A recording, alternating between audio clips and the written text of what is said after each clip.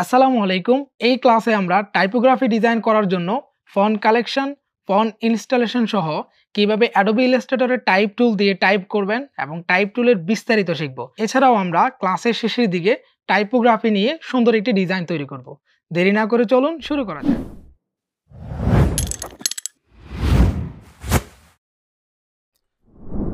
গুগলে গিয়ে আমরা যদি টাইপোগ্রাফি ডিজাইন লিখে সার্চ করি, সাপোজ আমি টাইপোগ্রাফি ডিজাইন লিখে সার্চ করলাম, এখান থেকে যদি আমরা ইমেজেসে ক্লিক করি দেখতে পারবেন এখানে অনেকগুলো টাইপোগ্রাফি ডিজাইন আমাদের সামনে আসছে। সো বেসিক্যালি এগুলোকে টাইপোগ্রাফি ডিজাইন বলে। সেটা অনেক ধরনের ইফেক্ট হতে পারে, একটা ওয়ার্ড হতে পারে বা বিভিন্ন এলিমেন্টের উপরে টাইপোগ্রাফি হতে পারে। যেমন একটা পেনের মধ্যে হচ্ছে টাইপোগ্রাফিটা হয়েছে, এবং লেটার্স বেস টাইপোগ্রাফি হতে পারে। সো এরকম সার্চ করে আপনারা টাইপোগ্রাফি সম্পর্কে জানতে পারেন। অনেক রকম টাইপোগ্রাফি আছে। এই টাইপোগ্রাফি ডিজাইন করে কিন্তু আপনি মার্কেট প্লেসেও কাজ করতে পারেন, টাইপোগ্রাফি ডিজাইন করে ইনকাম করতে পারবেন। এরকম অনেকে আছে যারা শুধুমাত্র টাইপোগ্রাফি নিয়ে কাজ করে। যেমন আমরা ফাইবার মার্কেট প্লেসে এসে যদি টাইপোগ্রাফি ডিজাইন লিখে সার্চ করি, আমি টাইপোগ্রাফি লিখে সার্চ করার পর দেখতে পাচ্ছেন অনেকেই এখানে টাইপোগ্রাফি নিয়ে কাজ করছে, জাস্ট ট্যাক্স বেস কাজ করছে, কাজ করে অনেক ইনকাম করছে। এখানে প্রচুর কাজ রয়েছে দেখতে পাচ্ছেন, $25, $15 স্টার্টিংয়ে, $10, ইভেন আরও বেশি হায়ার প্রাইসেও কিন্তু অনেকে শুধুমাত্র টাইপোগ্রাফি নিয়েই কাজ করে। তো আমরা চাইলে কিন্তু টাইপোগ্রাফি শিখে অনলি টাইপোগ্রাফি বেসেও কাজ করতে পারি। টাইপোগ্রাফি ডিজাইন করার জন্য সর্বপ্রথম আপনার কাছে ভালো একটি ফন্ট থাকতে হবে। যদি আপনার কাছে ফন্ট থাকে দেন আপনি বেস্ট টাইপোগ্রাফি ডিজাইনটা করতে পারবেন। তো ফন্ট ডাউনলোড করার জন্য বা বিভিন্ন ফন্ট কালেকশন করার জন্য আপনাকে কয়েকটি ওয়েবসাইট সম্পর্কে জানতে হবে। আমি আপনাদেরকে 5টি ওয়েবসাইট সম্পর্কে জানিয়ে দিচ্ছি, সেখান থেকে আপনারা চাইলে ফন্টগুলো ডাউনলোড করতে পারেন। সর্বপ্রথম যে ওয়েবসাইটটি দেখাচ্ছি সেটি হচ্ছে thefont.com। আমি আপনাদেরকে চেষ্টা করব একটি লিস্ট দিয়ে দেওয়ার জন্য, সেখান থেকে আপনারা এই ওয়েবসাইটগুলোতে আসতে পারবেন। thefont.com এই ওয়েবসাইটে আসার পরে আপনি সবচেয়ে বেশি ফন্ট কালেক্ট করতে পারবেন, and I think this is best site for the free font. আপনি বিভিন্ন সাইটে গিয়ে দেখবেন ফন্টগুলো প্রিমিয়াম, বাট এই সাইটে অনেক ফ্রিতে ভালো ভালো ফন্ট পাওয়া যায়। যেমন আমরা এখানে হচ্ছে একদম ফার্স্ট পেজে ভালো ভালো কয়েকটি ফন্ট দেখতে পাচ্ছি, যেমন ফ্যামিলি হোম, এখানে আরেকটি ফন্ট দেখতে পাচ্ছেন। অনেক সুন্দর সুন্দর ফন্ট কিন্তু আপনি এখান থেকে ডাউনলোড করতে পারবেন। লেটস সে আমরা যে কোনো একটা ফন্ট ডাউনলোড করে সেটাকে কীভাবে কম্পিউটারে ইনস্টল করতে হবে সেটা দেখতে পারি। যেমন ফ্যামিলি হোম, আমরা চাইলে এই ফন্টটা ডাউনলোড করতে পারি। ডাউনলোড করার জন্য জাস্ট আপনাকে ডাউনলোডে ক্লিক করতে হবে।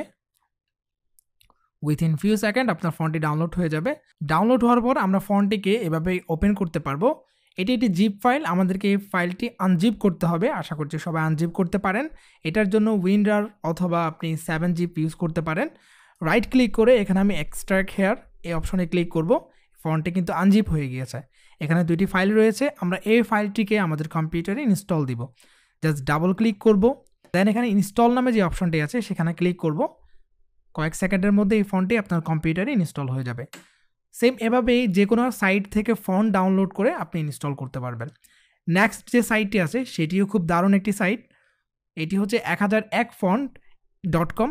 এই সাইটে আসার পরে এখানেও অনেক ভালো ভালো ফন্ট রয়েছে, আপনি ফ্রিতে ডাউনলোড করতে পারবেন।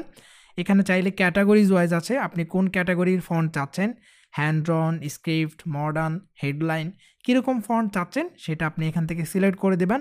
ফর এক্সাম্পল আমরা এখান থেকে একটা স্ক্রিপ্ট ফন্ট ডাউনলোড করতে চাচ্ছি, জাস্ট এখানে আমরা ক্লিক করে দিতে পারি। তো দেখতে পাচ্ছেন আমাদের সামনে অনেকগুলো স্ক্রিপ্ট টাইপের ফন্ট চলে আসছে। আপনার যে ফন্টটা দরকার বা যেটা আপনার কাছে ভালো লাগে সেটা কিন্তু আপনি এখান থেকে ডাউনলোড করে নিতে পারবেন। কিছু ফন্ট ফ্রি রয়েছে আর কিছু ফন্ট আপনাকে কিনে নিতে হবে। সো যেগুলো ফ্রি চাইলে আপনি সেগুলো ইউজ করতে পারেন। আরেকটি ওয়েবসাইটে কথা বলছি, সেটি হচ্ছে fontsquare.com। এখানেও সেম অনেকগুলো সুন্দর সুন্দর ফন্ট পাবেন। অ্যান্ড আরও একটি ওয়েবসাইট আছে গুগল ফন্ট, গুগলেরই একটা সাইট।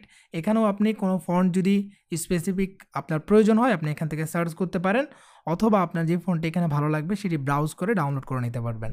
5 নাম্বার যে ওয়েবসাইটটি রয়েছে সেটি হচ্ছে fontspace.com।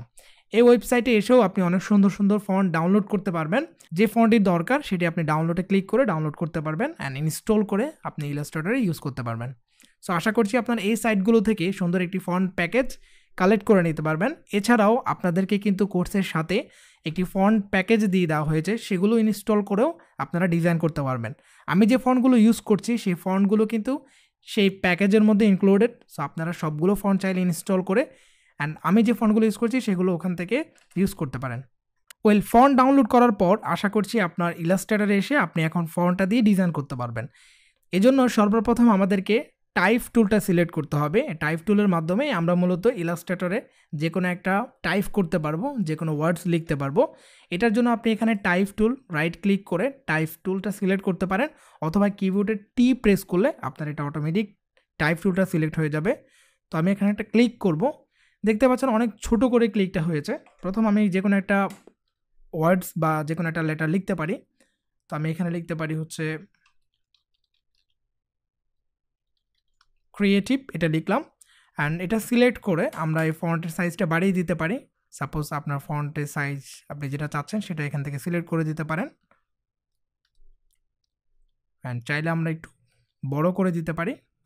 তো এখানে একটি ফন্ট অটোমেটিক সিলেক্ট আছে, সেটা হচ্ছে রেট্রো ম্যাট্রো। আমরা চাচ্ছি হচ্ছে এই ফন্টটা চাচ্ছি না, আমরা এখান থেকে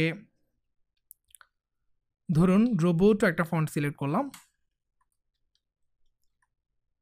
ওয়েল, এটা হচ্ছে রোবোটো ফন্ট, এটাকে আমি বোল্ড সিলেক্ট করে রাখি।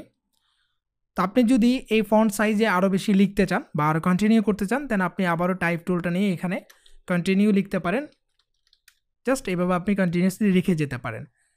অ্যান্ড দেন আপনি যদি কোনো কিছু রিমুভ করতে চান, জাস্ট সিলেক্ট করে আপনি ব্যাক স্পেস প্রেস করলে এটা কিন্তু রিমুভ হয়ে যাবে বা এটা মুছে যাবে।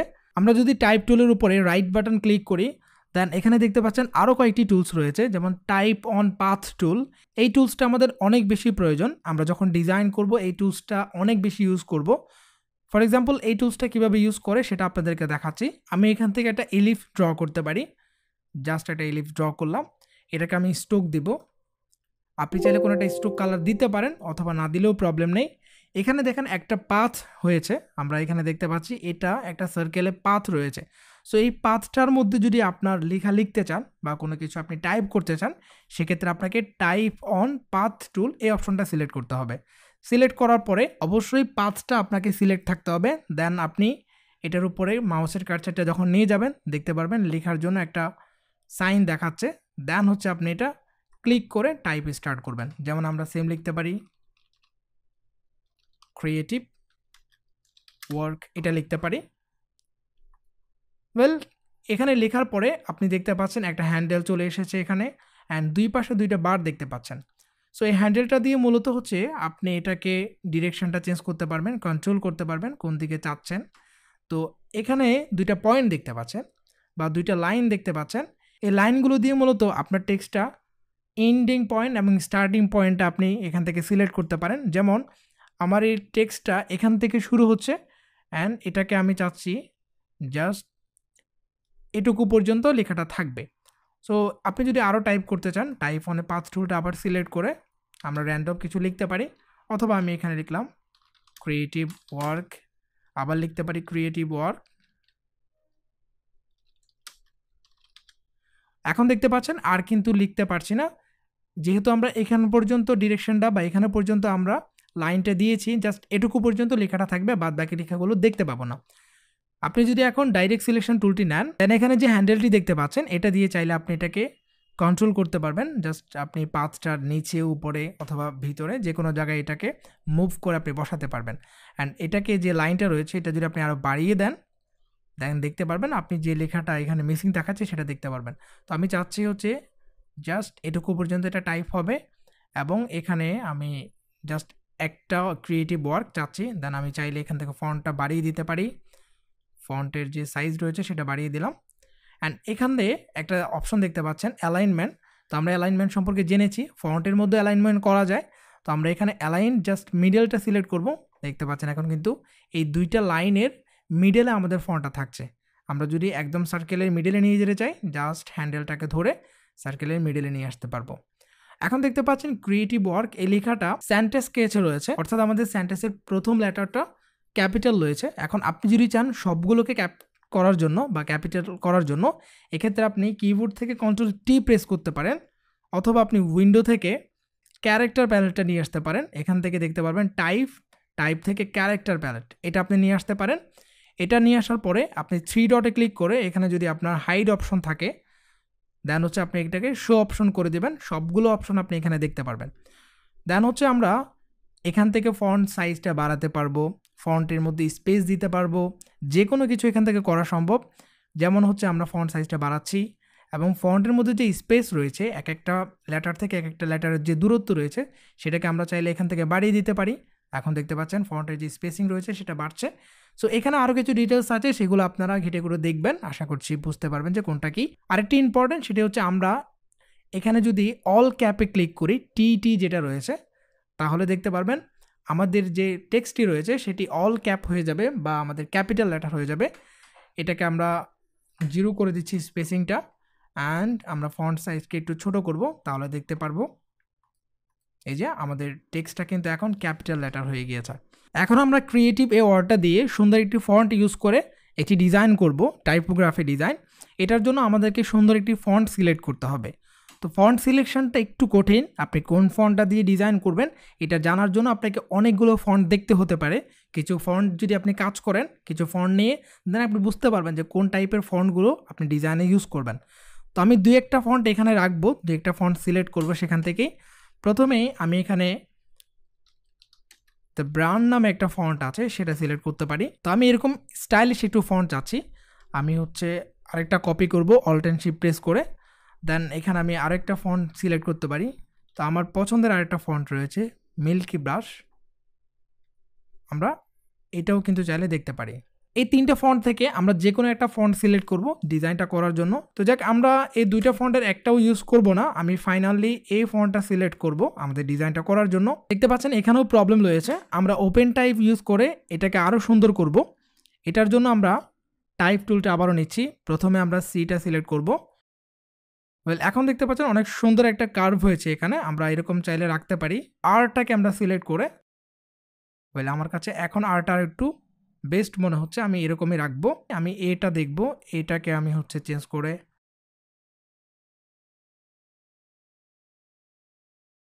এখন দেখতে পাচ্ছেন টিটার উপরে সুন্দর একটি লাইন তৈরি হয়েছে। এটা আমরা ওপেন টাইপ থেকে করছি। এখন আমার কাছে পারফেক্ট মনে হচ্ছে, আপনি যদি চান এভাবে রাখতে পারেন। ওয়েল ডান, আমাদের কাছে মনে হচ্ছে এই ফন্টটা দিয়ে আমি কাজ করতে পারবো। প্রথমে আমি রাইট ক্লিক করে ক্রিয়েট আউটলাইন করে দেব, অর্থাৎ এই ফন্টটাকে একটা শেপে রূপান্তর করে নিচ্ছি।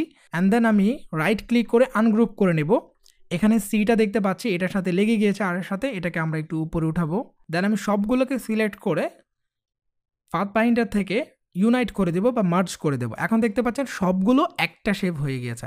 চাইলে আমরা একটা কপি রেখে দিতে পারি, তো একটা কপি আমরা এক পাশে রেখে দেব, ইনকেস যদি আমাদের প্রয়োজন হয় আমরা এখান থেকে নিয়ে ইউজ করতে পারবো। এখন সিম্পল কিছু স্টেপ ফলো করে আপনি সুন্দর একটি টাইপোগ্রাফি ডিজাইন করে ফেলতে পারেন। এটার জন্য আমি সর্বপ্রথম অবজেক্টে যাব, অবজেক্ট থেকে পাথে যাব, পাথ থেকে অফসেট পাথ এই অপশনে যাব। অবশ্যই দেখে নেবেন আপনার এই আর্টবোর্ডটি পিক্সেলে আছে কিনা, পিক্সেলে থাকলে এখানে পিক্সেল শো করবে। আমি প্রিভিউ করে দেখছি এটার পাশে আমরা কিন্তু একটা অফসেট পাথ নিতে চাচ্ছি। সো অফসেট পাথটা আপনি কতটুকু নিতে চাচ্ছেন সেটা এখান থেকে সিলেক্ট করে দিতে পারেন।